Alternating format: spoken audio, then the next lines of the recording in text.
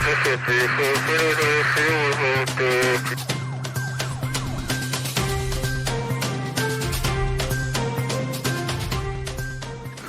Fourth Estate. Breaking news. Alberta reveals spending plans.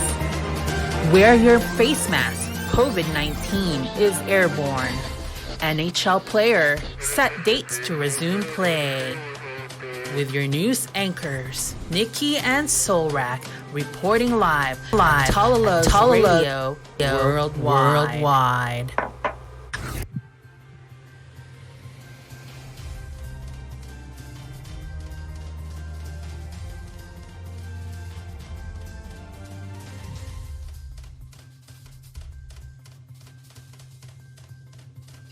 Hello, good morning, good evening, and good afternoon, wherever you may be.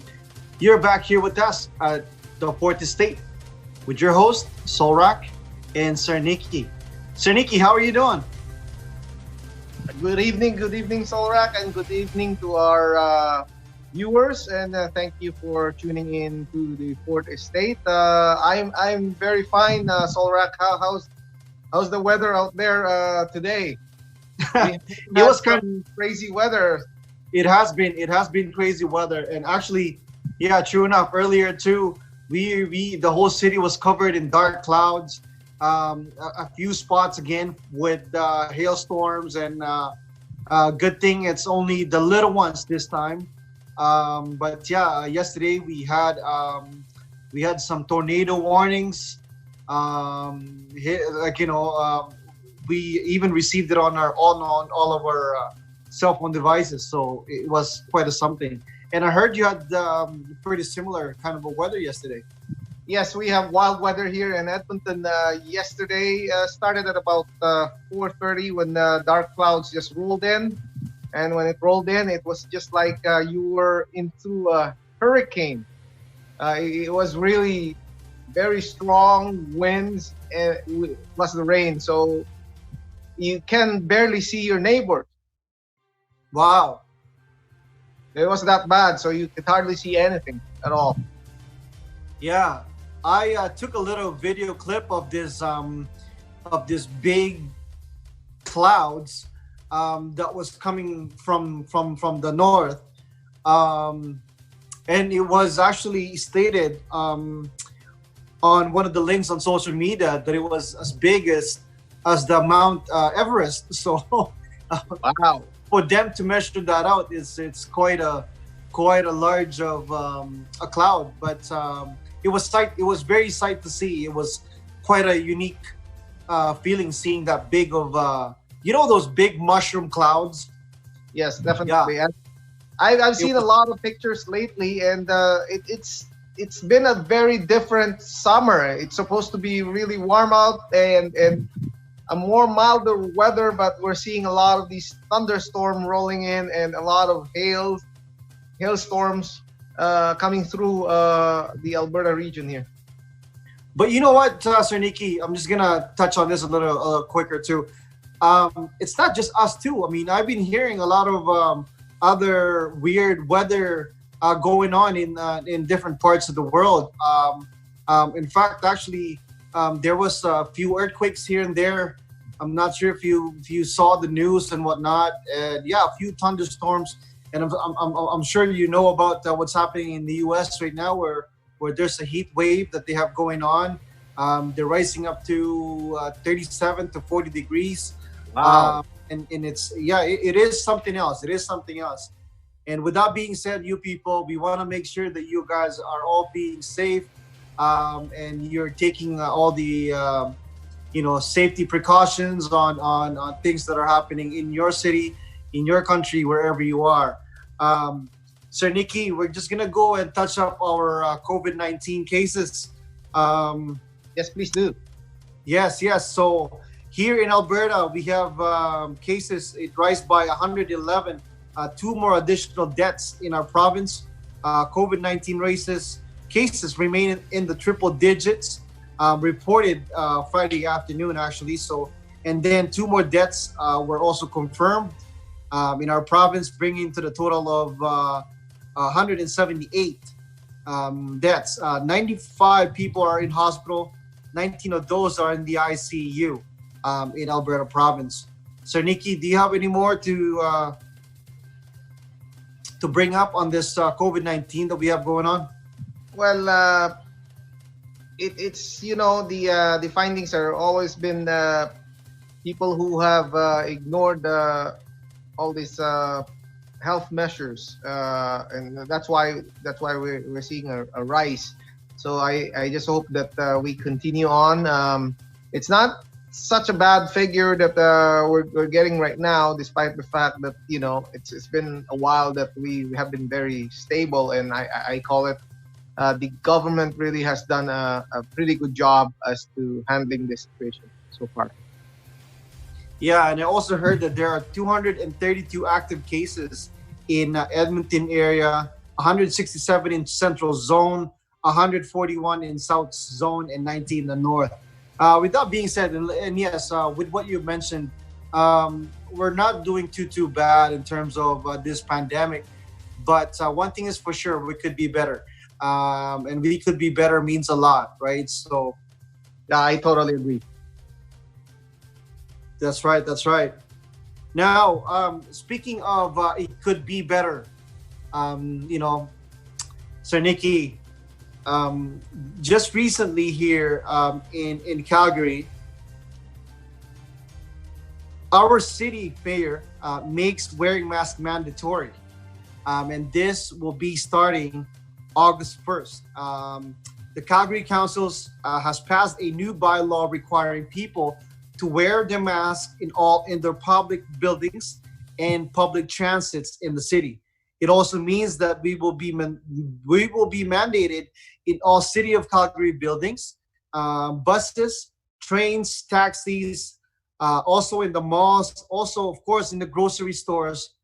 It also applies to all members of the public and employees who are in public areas of buildings who are not able to properly distance. By the way, masks also don't need to be worn if a person is separated from another person by a shield or a plastic barrier. Sir Nikki, what about in Edmonton? What is going on in Edmonton? Likewise here in Edmonton, the City Council has passed a mandatory mask within city facilities. And they have limited this so far to within city facilities and in public transit. As far as indoor private spaces, that's still not done. There's still no restrictions on that as far as mandatory wearing the mask. Thank you for that. And you know what, Sir Nikki, I don't know I know we were discussing this earlier, and to me, I don't understand the fact that that we have to wait. Okay, that we have to wait for 2 weeks to get this mandatory mask. I do understand that we are in such crisis, in the situation that we're in. But why are we prolonging? I don't understand that. Why are we prolonging the mandatory of doing such thing, whereas we would have to wear a mask when we're outside and whatnot? Go ahead. That is a very valid point, Solrak. I believe the city needs to explain it further why they pick August 1st. Which is the long weekend, right? That's the long weekend, start of the long weekend. And yeah, why wait 2 weeks? Why not today? If we're gonna enforce mandatory masking, why not today? This is something that must be done and will be done. It's just a matter of time, I believe. This is a public measure to help stop the spread of COVID-19, so we don't put too much pressure on our healthcare system. That is correct. Because again, I had been chatting with a few of my colleagues, of course, Most of them are very optimistic too, of course. Like, hey, yeah, I mean, we're going to be in a situation where it would prevent from spreading, prevent from, going further, so on and so forth. But again, as we all know now, there's a lot of people that's going out, practicing their social distancing still, and also wearing a mask at the same time, which is really great. But again, I do not, and hopefully we can get some answers on that. Yes, and to add, Carlos, talking about mandatory masks on indoor spaces. I understand the City Council of Edmonton is still deliberating if they're gonna do this, and they're gonna be doing this next Wednesday to see if they're gonna follow Calgary to make it mandatory for all indoor spaces. Well, it only makes sense. I mean, we're just basically a neighbor here, right? Actually, as a matter of fact, last week, we were able to kind of explore the mountains a little bit. So, we got to see a few more people than we normally see. And yeah, again, there's a lot of questions in your head whether why is the practice being forgotten by other people, whereas you're seeing a group of guys, a group of individuals, and you're not seeing the social distancing that's in place. So again, and that is the reason why my whole thinking is like, why are we waiting for 2 weeks or for August 1st till we mandate to wear the masks? Sir Nikki, any more to touch on that? Yeah, a lot of people were talking about the harmful effects of putting on a mask. Let me just set the record straight here that a lot of all these social media activity talking about the harmful effects of putting on a mask, and it does affect your oxygen levels. And just so that our viewers understand, putting on a mask doesn't really affect your oxygen level. If you go and take a look and put on an oximeter, which measures your oxygen level, you'll be able to see that putting on that mask and without a mask would be the same. 100%.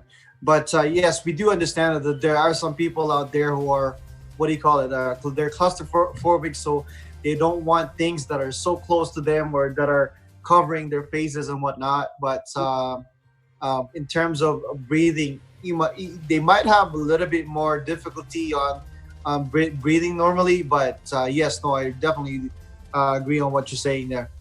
And with that being said, also, I think we have a special guest this evening, and we're going to be bringing her in the next little while here. And maybe she can shed some light on some of these questions also. Yes, definitely. Our special guest tonight can shed a lot more information about our healthcare system, about all these health issues or things that are coming out in social media, just to make sure that we get the right information, the right facts. We bring in the right person.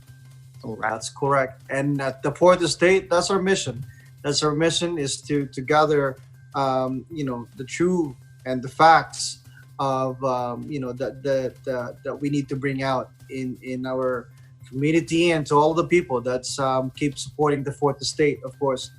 Now, Sir Nikki, talk about knowing and learning about things. As we all know, just a few days ago, the Alberta Teachers Associations were in discussion of bringing back to school plan. Okay, so yes, the province has announced sending students back to school in the fall.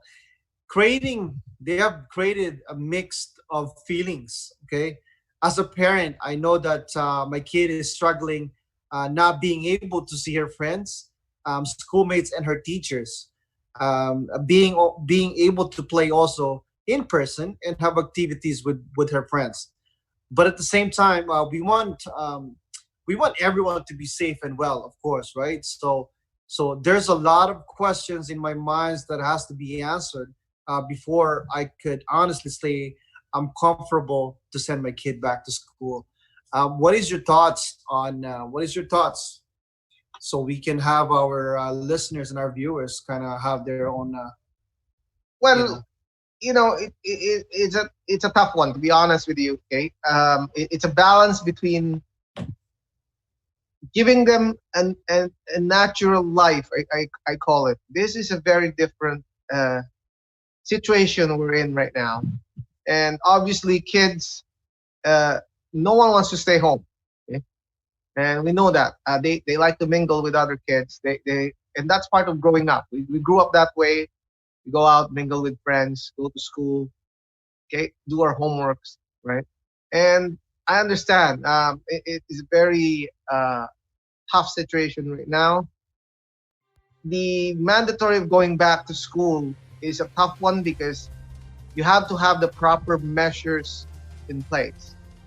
What's very tricky and scary about this situation right now is that yes, we have a very low number of deaths, and and infection rate is controlled, I call it. But one wrong move and we could bring that number just shooting up like crazy.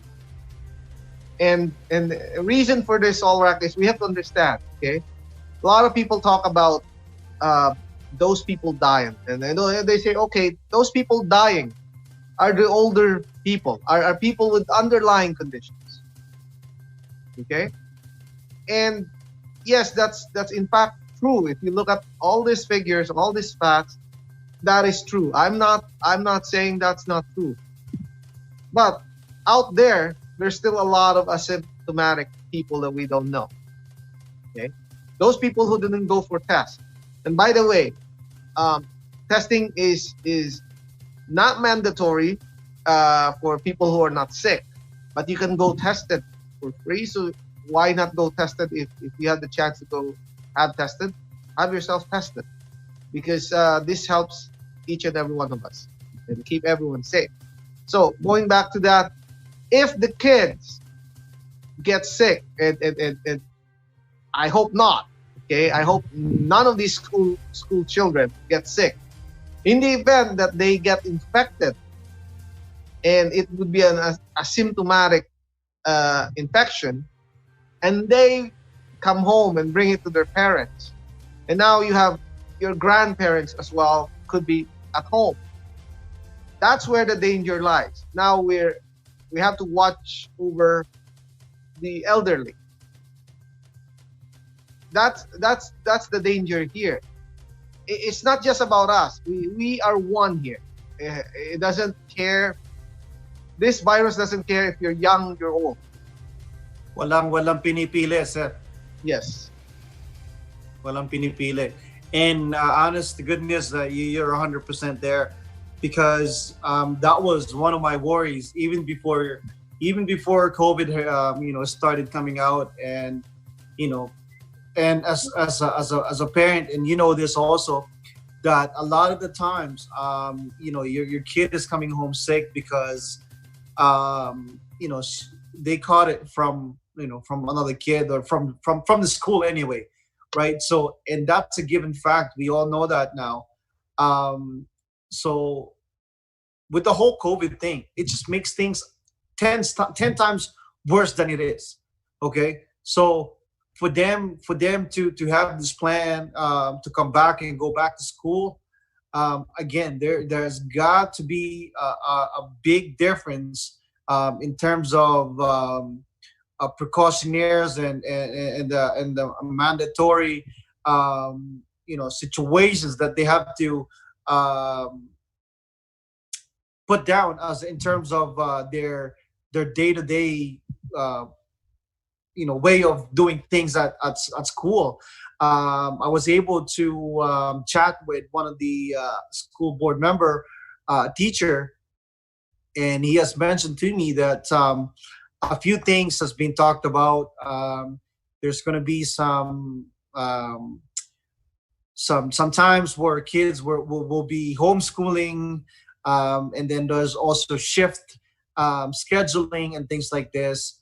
But yet again, Sir Nicky, in our schooling right now, especially in Catholic school, there is a very large amount of kids that in the school, anong tawag dyan 30 to 32 is to 1 ang mga number ng school, or sorry, students, and schools are overwhelmed even with the amount of students. Mind you, I remember before going to COVID, they had been talks that they were providing more teachers, or they were trying to provide more teachers, just to accommodate the amount of students. And by the way, pardon me, it wasn't just the Catholic school, but also public schools are having problems with the amount of students, right? So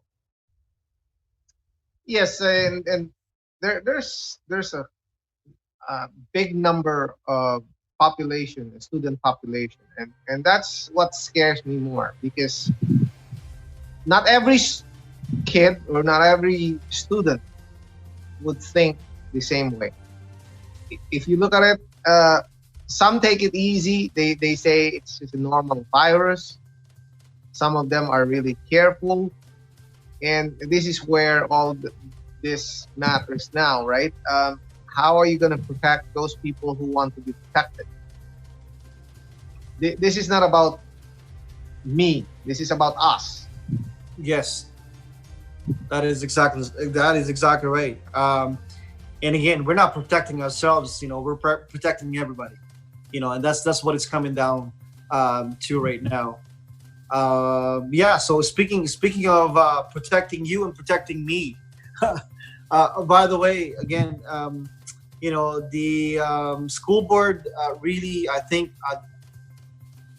obviously, I want the kids to go back to school. Don't get me wrong, but the situation that are in place,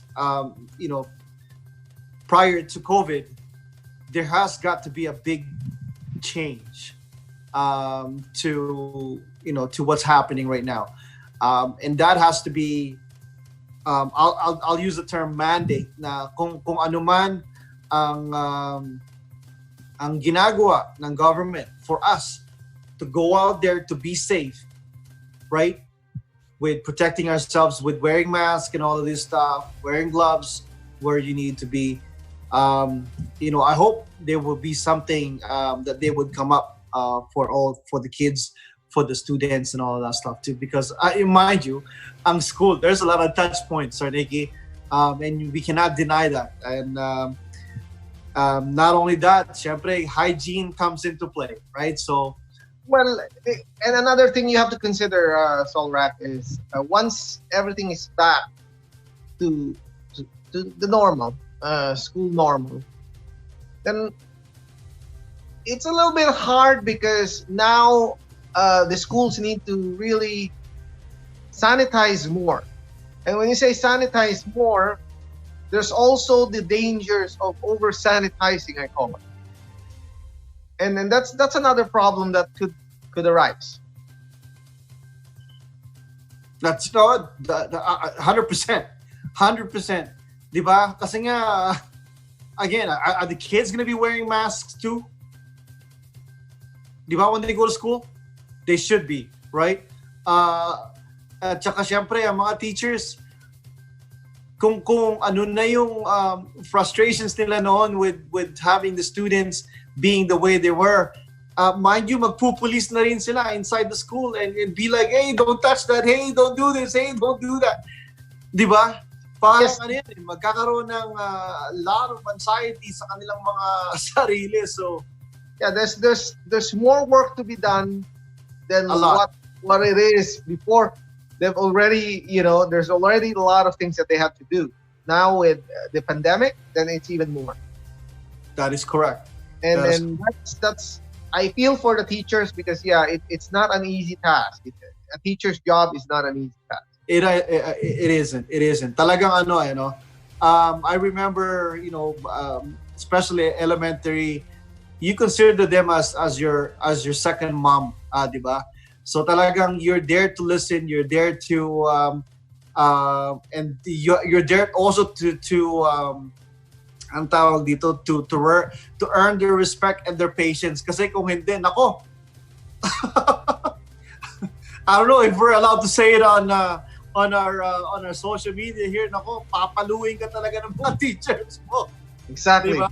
They're gonna bring out the ruler and di ba? Talagang lalabas nila ang pagiging Hitler nila. and that's what in the old days, it's a different world. We get disciplined, right? They'll bring out the rulers. Okay, open up your palm and you get how many strikes on your palm. We're not following all these regulations made by the teachers, right? Alam mo, sir, tsaka naawa pa ako sa kanila kasi gumagastos sila eh. Di ba? Gumagastos sila, biruin mo, nagdadala sila ng asin, nagdadala sila ng munggo. Just yeah, they do a lot of things to discipline the kids. They do. Times have changed, and right now that no longer is of the present time. We do things differently, and we just encourage this kids to understand better, and hopefully they follow the regulations.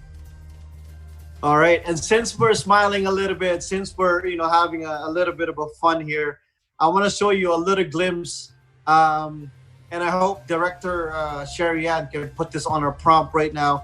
Here's a little glimpse of yesterday's tornado warning with the severe thunderstorm warning here in Calgary. Here's a little picture, okay? Here's a little picture of Calgary fearing the damage to their vehicles. Dozens of drivers on a busy highway. This is what we call a Deerfoot highway.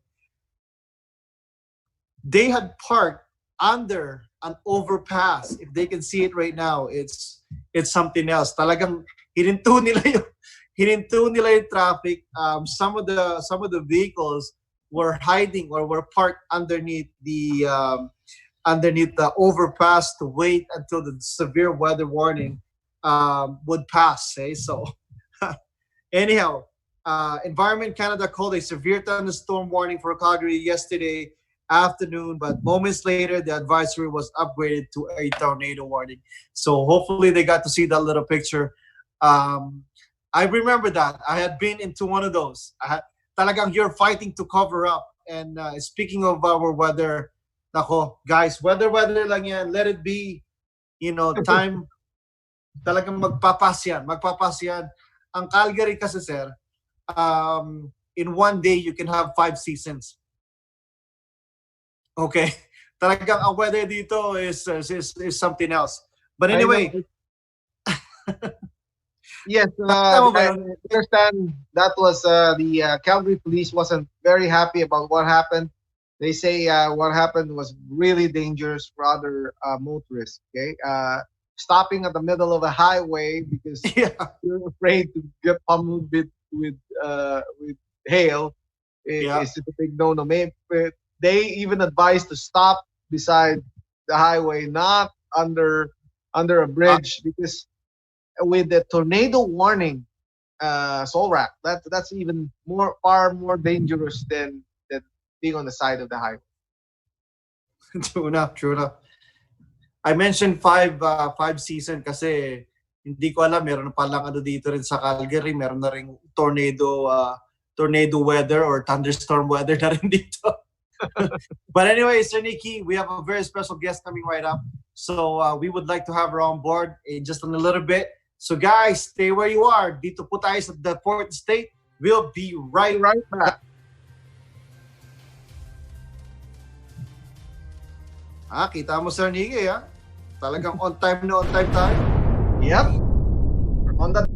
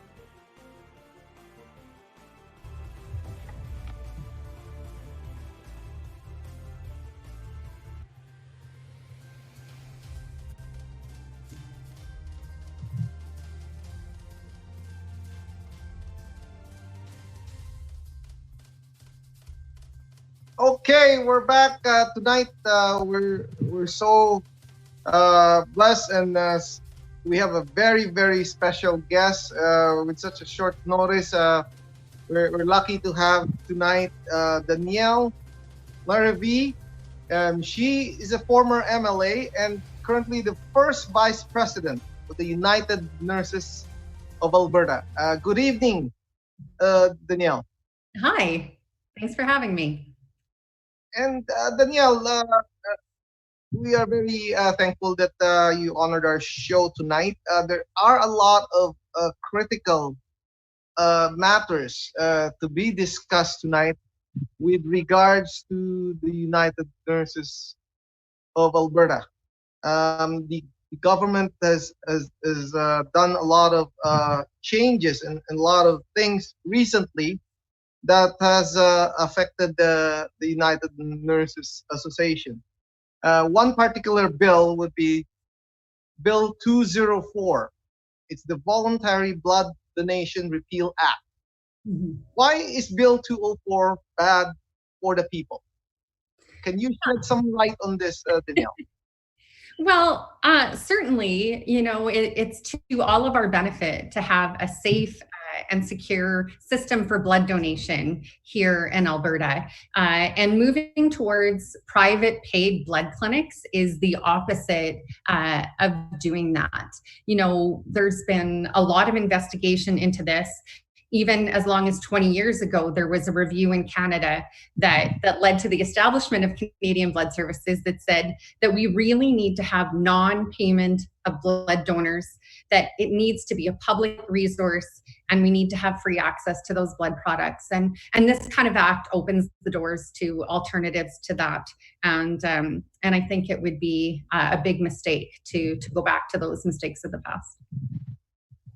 So when you say they're gonna, is it like privatizing it or payment? When you say payment, so people coming in and they get paid to donate blood?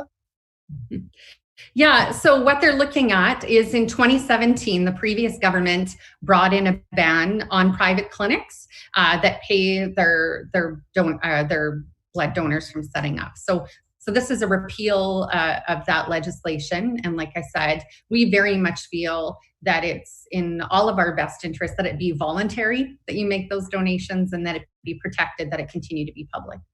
Yes, because it being voluntary, this helps the general community. It's just well for everyone, right? Absolutely. Yeah. Okay. So I understand also that the United Nurses of Alberta has recommended to the 16 cities mayors for mandatory masking. Can you just shed some light on this? Sure. Yeah. And not just to the cities. We actually started by asking the government of Alberta and the chief medical officer of health to make it mandatory to wear them in enclosed workplaces and in indoor public spaces. And certainly we feel very strongly that this is a measure that's well understood to help us to slow the spread of COVID. And that's important to us for many reasons. Obviously, as nurses, the last thing we want to see is any of you really desperately ill with anything. We'll do our best to take care of you or your family member if you become ill. But what we want more than anything is for you to stay healthy and at home with your families. So we just want you to protect yourselves and other people by wearing it. But also, we're Albertans, we're workers, and we know that this is an incredible threat to the economy if COVID comes back really big if we don't do the work to prevent it. So just as Albertans and as fellow workers with a lot of people in a lot of industries out there, we don't want the economy to come crashing to a halt again. We want Alberta to be able to recover and go forward as well. So I also understand that the UNA has recommended the mandatory masking, but what bugs my mind a little bit is why are we waiting 2 weeks from now, or I think we're about there now to mandate the wearing the mask. Yeah, it's I'm not sure if I think you're referring to some of the decisions of Calgary and Edmonton to maybe give people some time to get ready and implement and be ready for that. I'm not sure what their decision making as to the timing. I'm just glad they made the decision. I mean, when it comes down to it, any step that we take, even the fact that they've made the decision has made it obvious to people that they think it's important and there's value in it. And it's important for people to hear that our large cities and their councils see the value of masking and the importance of protecting, especially on public transit. And I'm so glad they made that step, and I'm glad that we'll be able to start seeing some increased mask wearing in our big cities. No, very much so. I mean, there is a large importance to see in that situation where mandating a mask would definitely help ease the pain a little bit. I mean, we're here trying to maintain this spread and all of that stuff. So really happy that it happened. Although it's like, why are we waiting? If this has to be, it has to come down into a place where it has to be mandated. Why are we waiting? So Nikki, any more questions for Ms. Danielle? Yes, Danielle, can you shed more light on the negotiations with the UNA and AHS? Is this already done, and what are the pain points, if there are any pain points in the negotiation? Yeah. So I'm not sure if all of your listeners are aware, but United Nurses of Alberta is the union representing registered nurses, registered psychiatric nurses, and some allied health workers. There's actually over 30,000 members that we negotiate for. And our biggest employer is Alberta Health Services and Covenant. So right now, actually, as a result of the COVID crisis, we reached out to, right at the beginning when things started really becoming problematic, and said that we should put bargaining on hold and deal with the crisis, focus on what the public expects all of us to focus on, which is making sure that they're healthy and okay. So we extended that till June initially, then till September 1st, and we'll see what happens as we get closer. But we're not even close to being done. I mean, they brought to the table proposing a 4-year deal with zero in terms of salary and huge rollbacks on pretty much every single thing that we have to do with them. And they have basically made no changes and indicated they want to make no changes in that. So we seem, before COVID, to be at a standstill.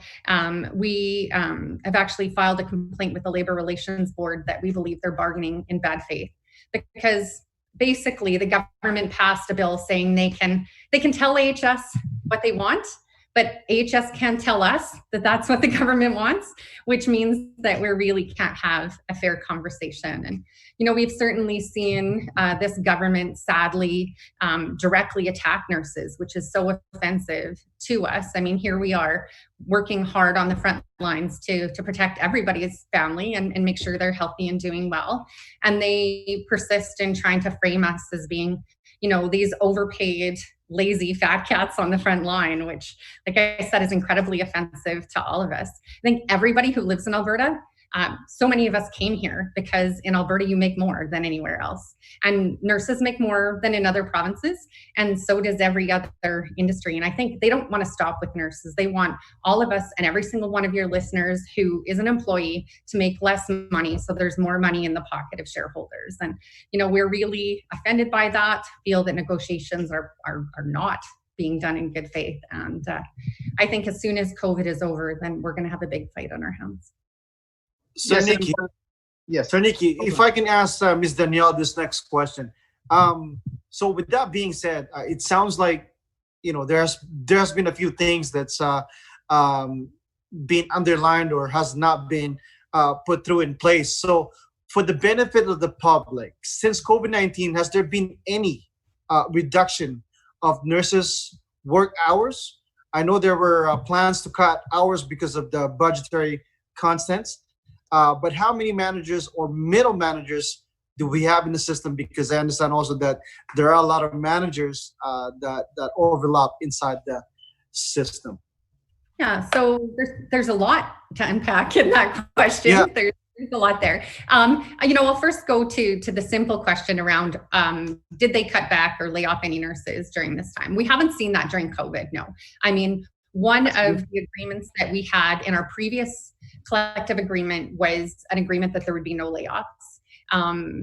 That expired, but they've extended that as part of this extension on negotiations. So we have that. But certainly back in November, AHS made it very clear to us that they were expecting to reduce the nursing workforce within Alberta Health Services alone by somewhere around 750 nurses. And that was probably just the start. There was also a lot of conversation around some ideas around privatization, which are concerning to us as well. So no layoffs yet, but we think the only reason it hasn't happened is COVID. So we'll see what happens again once COVID is done. In terms of the managers, I mean, AHS is one of the biggest employers in Canada. I mean, realistically, there are a lot of managers, but there's a lot of managers in any company that has the number of employers that AHS has. High, and I cannot pull apart what that is. They gather statistics in Canada around health information. I think it's Canadian Institute for Health Information. According to them, actually, AHS has the lowest percentage of management and administration in the whole entire country. So do I think AHS is perfect? No.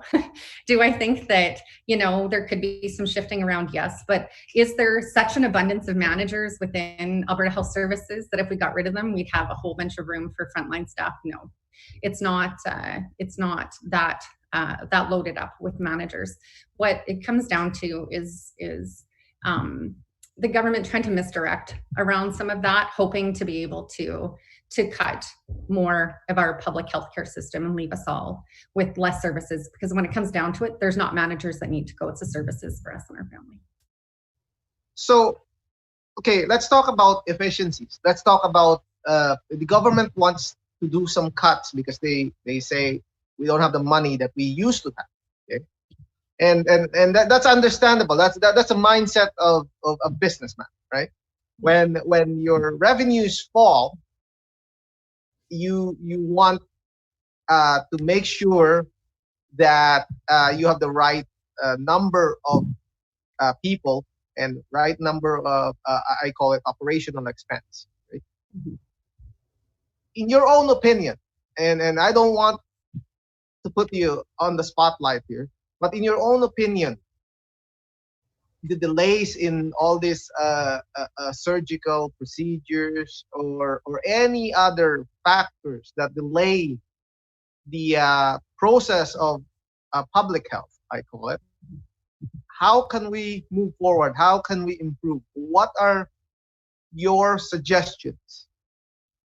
Yeah, I mean, their conversation around the revenue side is really difficult. I mean, you talk about them looking at it from a business perspective. Well, first of all, government isn't business. It doesn't operate the same as a business. We're dealing with things that businesses typically wouldn't deal with. There's a reason why government exists. So to compare that is always a bit problematic. But even if we did, in some ways, what we see this government doing would be a CEO who thinks that selling off the factory to pay off the debt would mean money in the bank, but then they don't have a factory to build anything anymore. Like, you need to continue to invest in opportunities for revenue in the province as well. And so we see, despite the fact that there was the lowest corporate tax rate in the whole entire country, we see them cutting the corporate tax rate anyways. So we're pulling billions and billions of dollars out of the budget that could be used directly to not only pay for healthcare, but for instance, pay for safe return of our children to school, or to pay for all of the challenges we have with our highways, whatever it is, billions of dollars pulled out of the budget for what, we saw in the first stage when they did it, not a single job being created. It just went to shareholders' pockets. And we see them continuing to do that. So, I mean, they can say there's no money, but there's no money because they keep on pulling money out of the revenue stream. So this isn't about spending. We don't have a huge spending problem here in Alberta. What we have is a revenue problem where, we've been dependent on oil and gas for a really long time. And as an Albertan, I'm thankful for that industry. I live in a town, I'm actually in Slave Lake, Alberta, way up north. I live in a town very much tied to oil and gas, and it's been a part of my life for a long time. But the idea that we can depend on that forever and only that is pretty naive, and we need to start talking about what else we can do to build revenue, and that's what we need to pay for healthcare.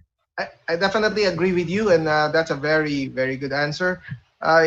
Yes, government definitely is not a business, and that's what bothers me about all these cuts going on, rather than increasing our revenue stream.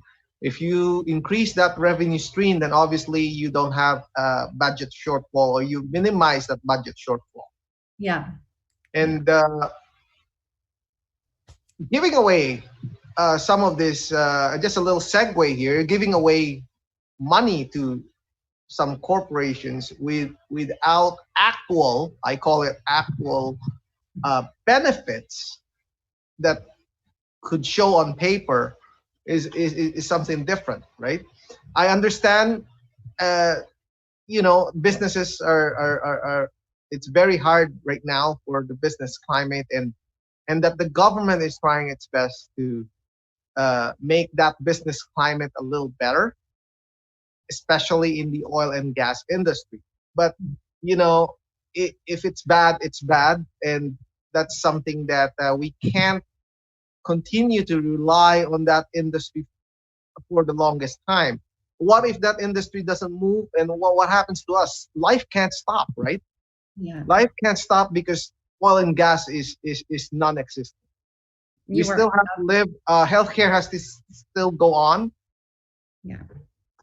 Yeah, and one of the things we're really concerned about is their big push for privatization within Alberta's healthcare system. Because, as United Nurses of Alberta, we feel that by far the cheapest and most efficient and best quality healthcare is publicly delivered healthcare.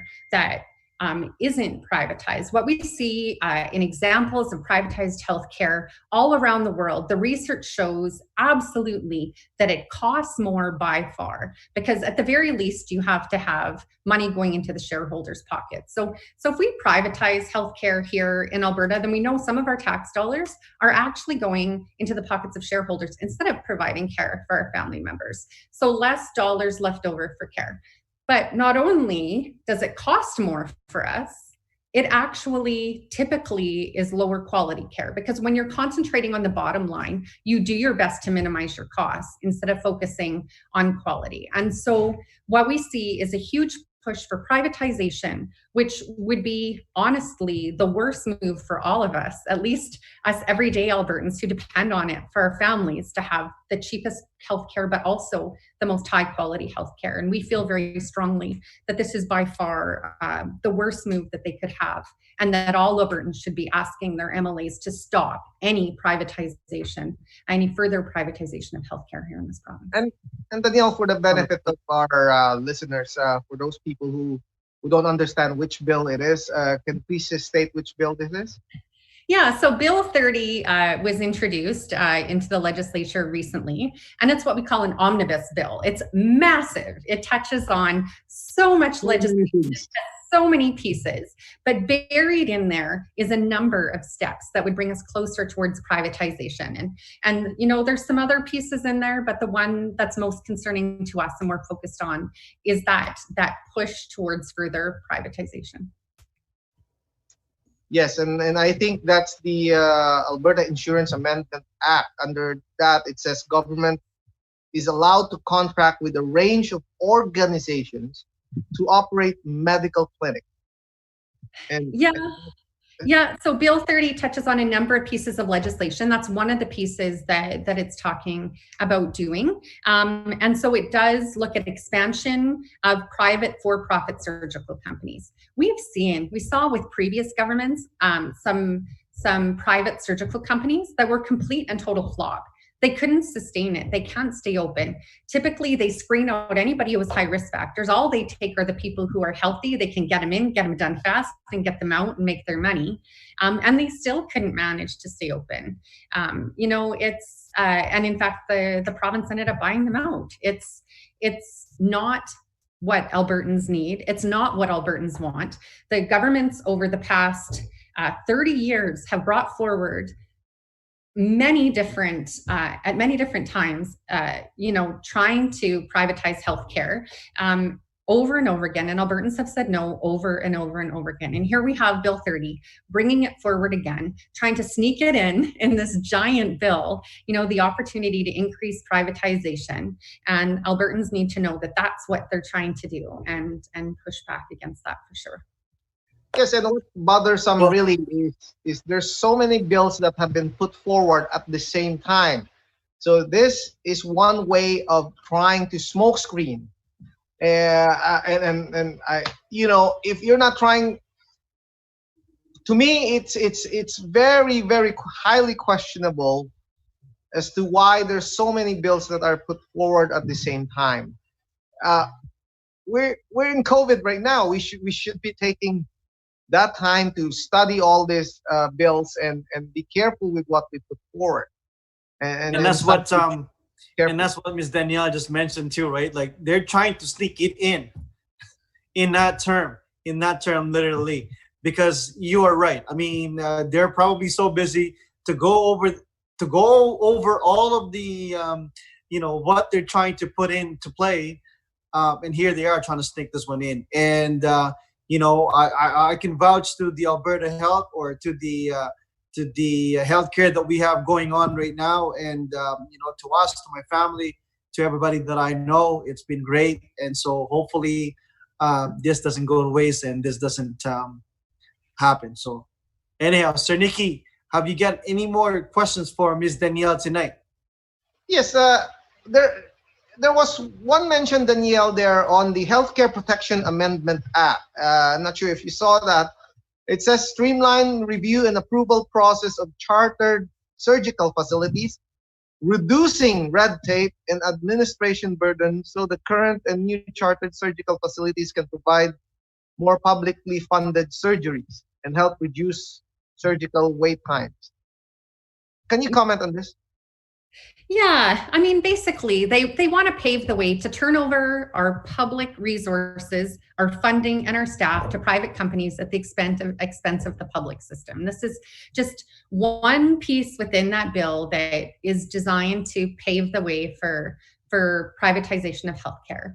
This government likes to use the word red tape to describe any kind of regulations that protect all of us every day to make sure we have continued access to the very best quality and safety and in many ways. And so what they call red tape, I would call an important protection for all of us and our healthcare. And I find it very alarming that they want to move in this direction. We talked about so many different bills and so many different changes, but the overlying theme altogether is that, whether it be about private plasma, whether it be about private medical clinics, whether it be about cutting the number of nurses in the healthcare system, clearly they're attacking our public healthcare system and hoping to be able to move more towards a private system. And the last thing we want is credit card medicine here in Canada. I mean, one of the things I'm proudest about as a Canadian is the fact that we have publicly delivered, publicly accessible healthcare. And that is one of our deepest values, I feel, as a country. And this threat to it is incredibly problematic. But also what we see on the other side is repetitive attacks over and over again on workers, and not just public sector workers, but all workers in this province, as they attack not only our negotiations with doctors and with nurses and with teachers right across the board, while they try to make us look like we're overpaid and sitting on our butts, but even changing some of the employment standards so that everyday Albertans who are going to work are going to have less benefits going forward and less security with their employers. And so, overall, definitely they're attacking our public healthcare system. They're attacking workers and don't value workers. And we're highly concerned about what we're seeing coming out of this government on both those fronts. And Danielle, on that note, we'd like to thank you very much for gracing our show tonight. It has been a very informative session tonight, an interview with you. Can you please address our fellow Albertans and all the nurses of Alberta, being the United Nurses Association, and say something to them? Yeah, well, just, on behalf of United Nurses of Alberta, I want to thank everybody for their support for us. I mean, we've really felt supported as nurses throughout COVID and respected for the work that they do. But we're also really thankful for all Albertans who are doing the good work and trying to protect themselves and protect their families, social distancing, wear your mask. So we just ask you to continue to do that as well. So thanks so much. And yes, ladies and gentlemen, that's Danielle Larrivee, First Vice President of United Nurses Association of Alberta. Thank you. Have a great night. Ms. Danielle, thank you again. We appreciate the time very much, and hope you well, and stay safe also. Thanks, you as well. All right, take care. Well, there you have it, folks. Vice President of UNA, again. United Nurses. Yes. United Nations Association. She has given us so many fruitful knowledge about the situation that's happening today, and also for the bill that's being introduced. Sir Nicky, ikaw, anong masasabi mo? What do you have to say in terms of the situation that we're in now, or what we had just talked about there? With Ms. Danielle. Solrak, to be honest with you, this is a very critical time for the healthcare of the province, and knowing that there is still no definite end to the problems of the United Nurses of Alberta. Negotiations with the healthcare system and the government, it is bothersome. The nurses are part of of this pandemic, a big part of the pandemic. They have done a whole lot to prevent the spread of this virus, and they are vital to Alberta. So Where I would we just hope, be? Where would we be right now if they weren't around and if they weren't there to accommodate all of the things that's been happening right now? Where would we be? exactly. And I'm not just talking about the nurses in Alberta. We're talking about the doctors, the nurses, all the frontline people. And Exactly. healthcare is such an important factor, and that's one. And Danielle touched that. One very big thing that we're proud of here in Canada is our healthcare system.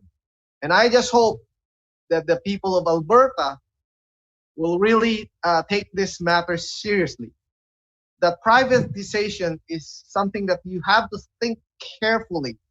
There's a lot of people who went in, in other countries went into privatization, and there's so much problem in privatized healthcare systems. Yes, indeed. Yes, indeed. And hopefully, again, like what you just said, I'm just going to piggyback on that. Folks, be aware. Make sure that you know what's going on. And knowledge is a big factor in this situation. We have to make sure that what we know can be shared amongst everybody. And this is why the fourth estate is here, to help spread the good words, especially coming from, the informations where they need to come from. Sir Nikki, appreciate you taking the time and having the opportunity to bring Ms. Danielle in our show tonight. Any last words before we close this night? Well, definitely, Solrak, to all, also the our listeners and our viewers. We thank you very much for being with us all throughout the Fourth Estate. I hope our guest has shed more light on what's really happening at the healthcare side of things in Alberta, and how changes in that Bill 30 would affect our public healthcare system. Obviously there's a lot of changes coming your way, and please keep yourself informed, and tell all your friends that to talk to their MLAs about Bill number 30. With that note, Sir Nikki, I think we're going to have to call it a night. TalaLuvzRadio, we are here, and we are here. We are the home of the stars where love resides. Our mission statement is, our mission is to bring legitimate information and informative news from credible sources from local and around the globe, and also provide a total valued entertainment in the service of our diverse communities worldwide. Once again, we are the Fourth Estate. I go by the name of Solrak. Sir Nikki, my co-host. Have a great night, have a great morning, and have a great afternoon, wherever you may be. Until next Friday. Till next Friday. Sir Nikki, be good. Take care. Take care. Bye for now. The Fourth Estate.